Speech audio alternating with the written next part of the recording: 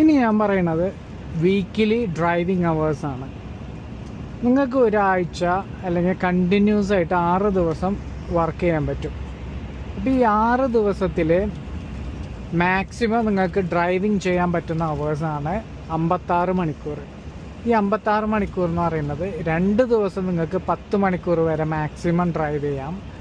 ബാക്കി 4 ദിവസം 9 മണിക്കൂർ വെച്ചിട്ട് ഡ്രൈവ് ചെയ്യാം. അങ്ങനെയാണ് 56 മണിക്കൂർ വരുന്നത്. ഈ ഡ്രൈവിംഗ് എന്ന് പറയുന്നത് വെറും ഡ്രൈവിംഗ് ആണ്. ഇപ്പോൾ നമ്മൾ ട്രാഫിക്കിങ്ങിൽ ഇട്ട് കഴിഞ്ഞിട്ടുണ്ടെങ്കിൽ ഇത് ഓട്ടോമാറ്റിക് അതർ വർക്കായിട്ട് മാറും.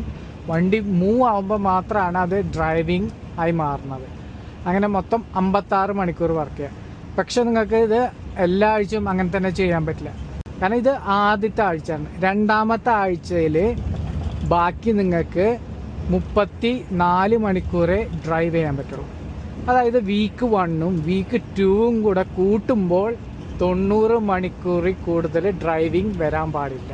അതായത് ഒരാഴ്ചയിൽ ഏവറേജ് 45 മണിക്കൂർ ഡ്രൈവിങ്.